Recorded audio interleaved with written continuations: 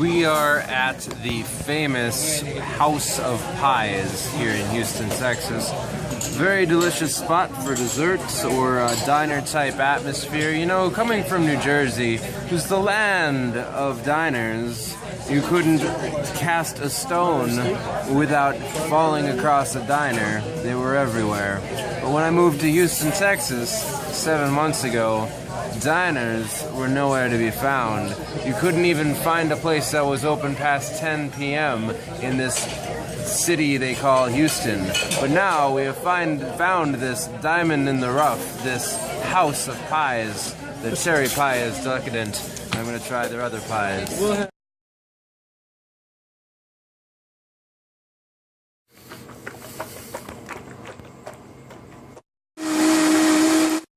So I'm running out to an interview right now. I'm super motivated this morning. And I'm putting this in my water. This is one of these little sticky maboos. Hold on. And it's from a dude named Brendan Brazier, who I respect a lot. I met him once at a Veg Fest in New York. He's a triathlete guy who does the triathlete thing, triathlon.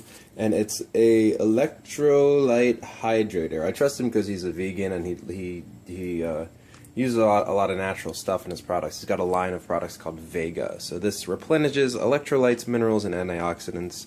I guess people use it for running and stuff. I'm using it to wake up. I mean, it's not necessarily like energy, but it just provides minerals back into your body. So I'll let you know how it is. I'm at a half-price bookstore. They also have CDs.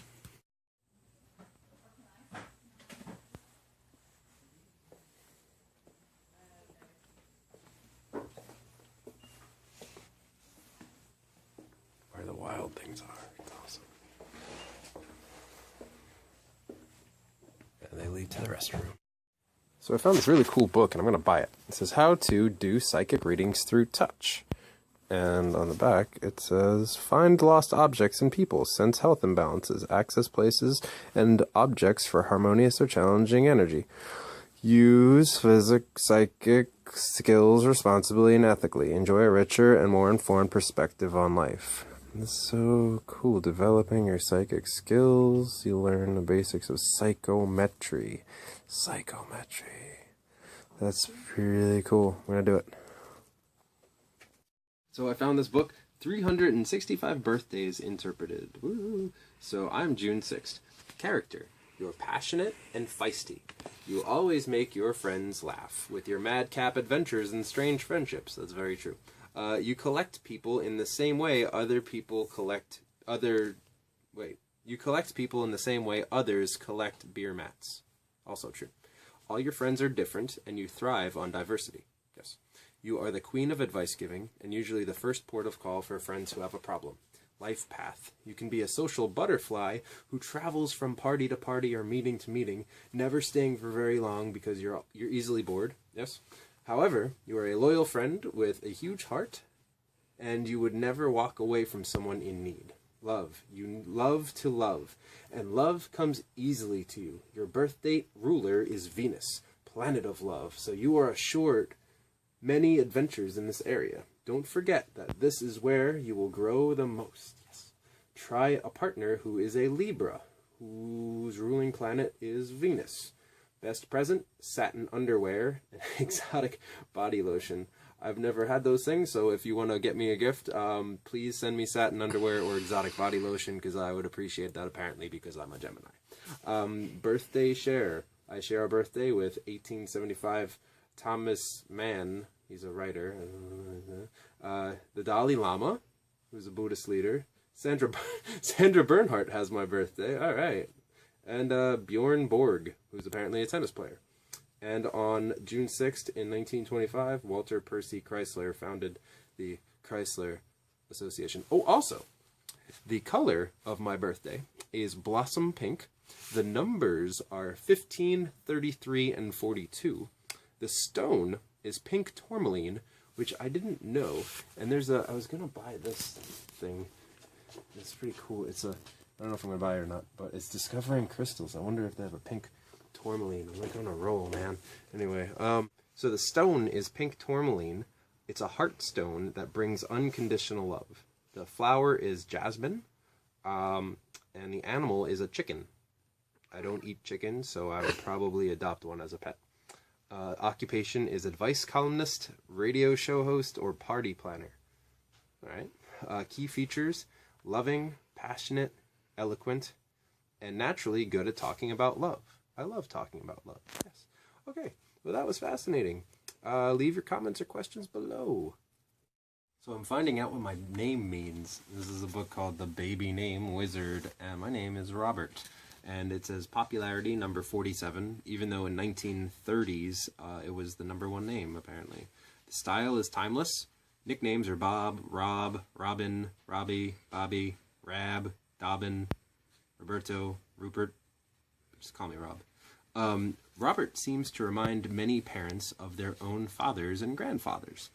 That's a natural result of the name's overwhelming popularity from the 20s through the 60s. But like similar classics, William, Charles, Richard, Robert is finding some new life in a shift of nicknames. The softer Will, Charlie, Rich, and Rob, that's my name, are supplanting Bill, Chuck, Dick, and Bob. I'd never liked the name Bob. I have an Uncle Bob. It's just like Rob. Not even Robert. Nobody calls me Robert. Check out this book. I'm totally getting it to see auras in 60 seconds. God, I'm going to be so, like, spiritually aware. So, in a little bit, I'm going to lay down and nap and meditate, because I didn't do that yet. So I'm just tired and trying to catch up on sleep. That's a good thing. I got a package today. Hooray! So, my parents sent me a package. I'm going to open it up with this ridiculously large knife. Wunderbar. So it's my jacket.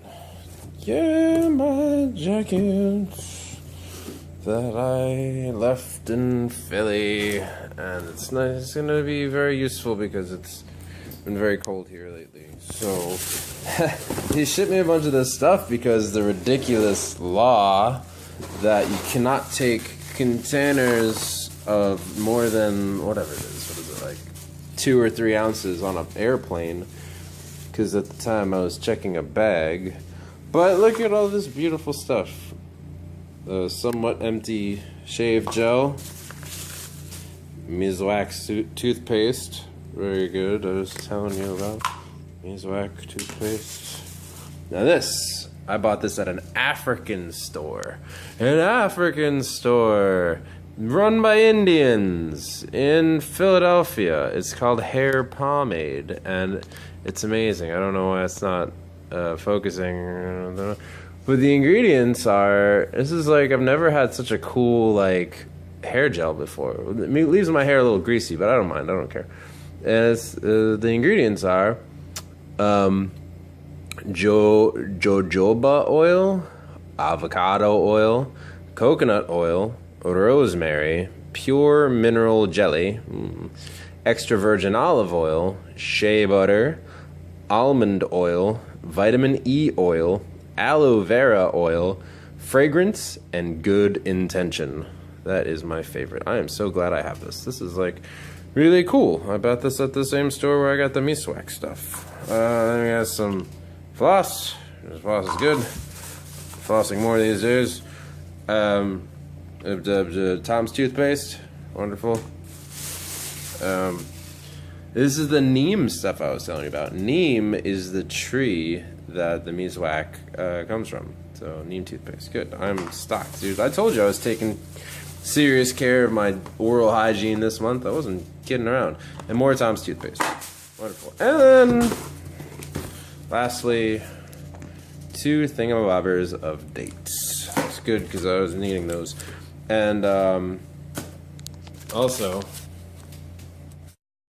I normally get my dates from, or I used to in the past, which I had stopped, which was www.7hotdates.com. And that is a great website. It comes from the Bautista Organic Date Farm. It's like a family-run farm in California. And they're just really cool people, apparently. And they're really good dates. They have Majul, and they have all sorts of other dates, and they're delicious. So, go to 7hotdates.com and you can get your own hot date. I mean, it probably won't be hot. It'll probably be like room temperature.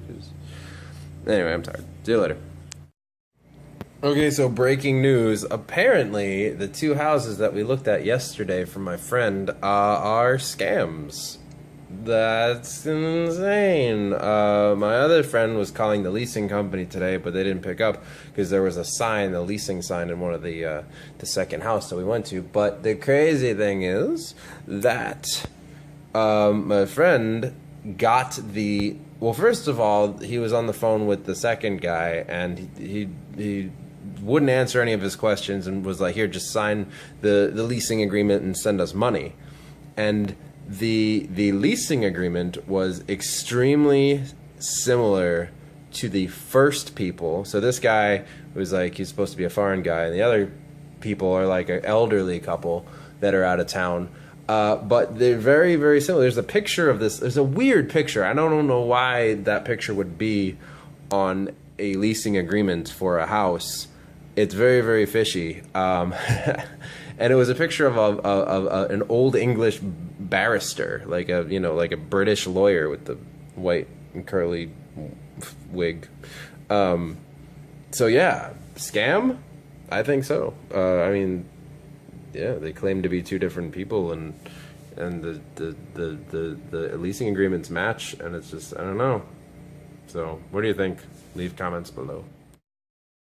So I'm at the fruiteria right around the corner, and this is where I always get my bananas. I got a big box of bananas for like 19 bucks. So hopefully, they said they come back at 3 o'clock. So I don't know if they have them right now, or hopefully they do. And I'm also getting some beans, some rice, and some potatoes. Bananas. So I had a pretty interesting realization while I was buying my bananas. It kind of held a mirror up to my own thoughts to see like what state my thoughts were, if they were negative, if they were positive. And so when I go in there, usually they always have like a prepared box of bananas for me already. It's, you know, they come off the truck at a certain time, but when I showed up, they had already put the bananas on the stand for people to have. So there was 2 guys there. One was like, I think he's like an Indian guy, cool guy. So he said, oh, okay, well, let me grab the bananas for you. And so he started taking them off the shelf and putting them, he was weighing them, and I forget how many pounds he said it was, but he weighed out exactly how much it was. Usually 95 bananas come in a box. And so he started putting them in the box. And then there was this older Spanish guy who, I don't know who he was, if he just worked there, if he was an owner, I'm not sure. I think he just worked there, I'm not sure. But he was speaking Spanish, and he was talking to the other guy. I didn't know what he was saying, but he said the word bananas, and I think they were looking at me. So in my mind, in my negative state, I thought, oh, this other guy was telling the first guy that, oh no, he shouldn't give me the bananas, that, you know, there was something wrong, he shouldn't give them to me because, you know, he should wait for another shipment or something. That's what I was thinking in my head, and I started, like, my brain, like, started going down the really negative path. You know, not quite worry, but it was getting there. I don't know why. My brain is weird and interesting. Yeah. So then,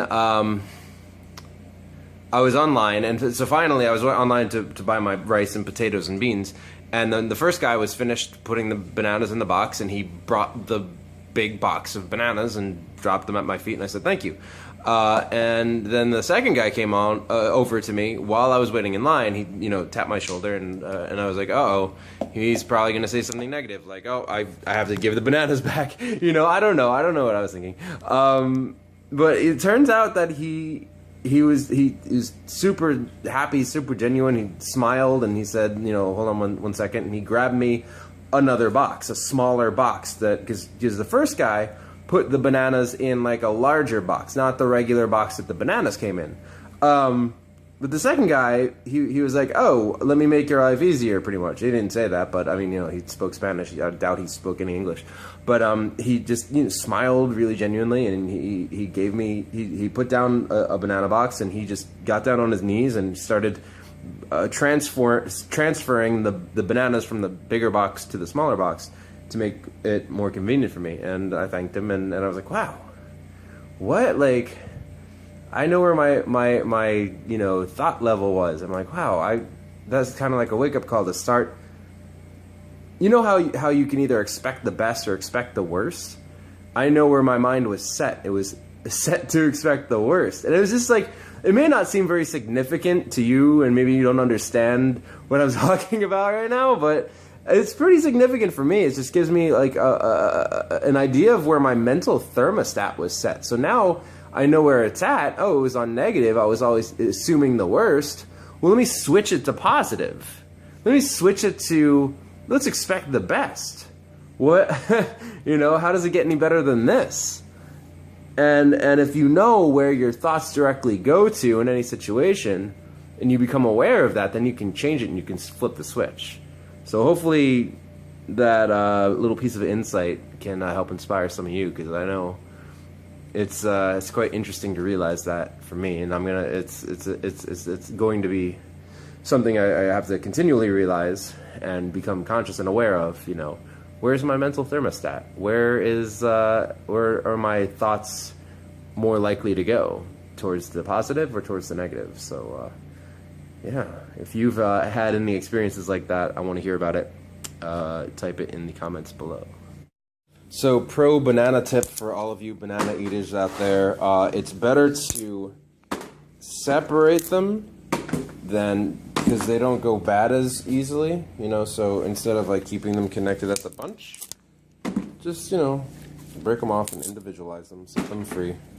It's time for them to leave their families and go out into the big world and lead their own lives.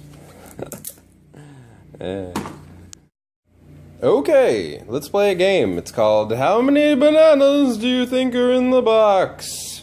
I want you to take out a piece of paper and write down your answer, and no fast forwarding this video by cheating. I will give you 10 seconds to think of how many bananas in this box and then write it down. 10, 9, 8, 7, 6, 5, 4, 3, 2, 1. Time's up. Pencils down. If you guessed 101 bananas, you are correct, and you're the winner. Well, I don't know what you win, but you're the winner. So, the most bananas I've ever had in a day were like 52 in the smoothie. Multiple smoothies.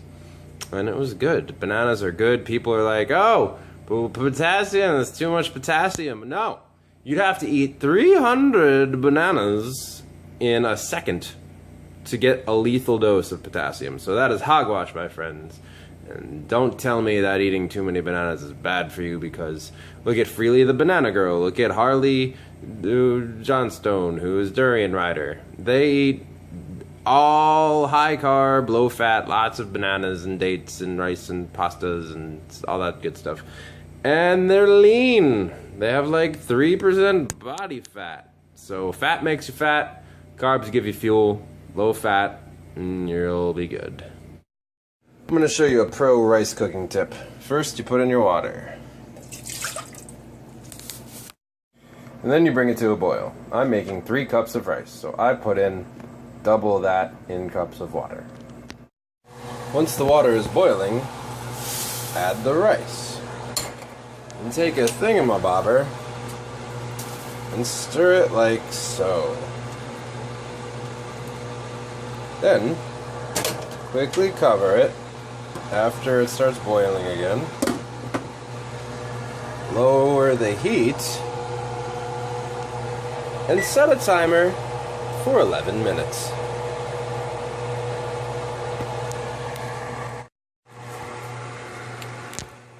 Then set it for another 3 minutes.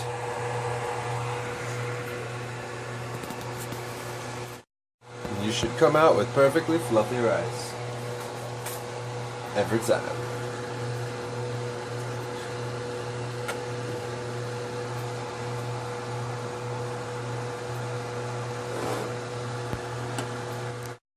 So in the last 3 minutes, you should shut off the flame so it has more time to absorb. It's called the absorption method. Yay, rice. Then I just added some black beans, and I made a kind of like a puree. Just put a bunch of black beans in the blender with a bunch of spices and put it on top. And that's my rice and beans. Going on a nighttime bike ride. I'm actually going to a Buddhist meeting that starts at 7, so might be a little late, but I'm heading there. Killing 2 birds with 1 stone. Whew. So I'm riding my bike right now, going over an incredibly busy highway bridge, and you know, I usually don't mind driving at night. I have a little flashlight attached to my bike, but you know, I've done this route for a while. I'm going to a Buddhist meeting right now, but I am not gonna ride this bike anymore because the brakes. There's something wrong with the brakes. It's just not working that well, and it's really hard to stop, and it's super dangerous. Like there's like no friction left. I gotta get it checked out. It was pretty scary. I was going over a curb and I screamed at the top of my lungs because I thought I was gonna crash, and like my front wheel was in the air. And then, thank God I landed safely, but that was enough for me to say, holy shit, I don't want to ride this anymore, it's dangerous. So, it's good that I care about my safety, right? I don't know, I guess I'll have to get it looked at. In the meantime, I'm going to be taking a cab back, somehow, because I don't know if I want to ride back. It's too risky. Alright, later.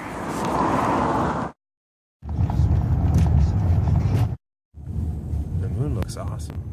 It's blending in with the street lights. Look at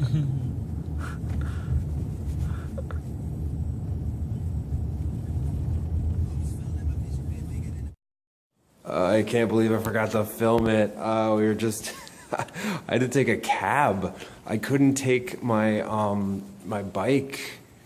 I couldn't ride the bike, so I at first a friend of mine at the Buddhist meeting offered for me to put the bike in his car, and we tried to put it in but just wouldn't fit. Tried taking the seat off, that didn't work. I tried to take the tire off, it wouldn't come off.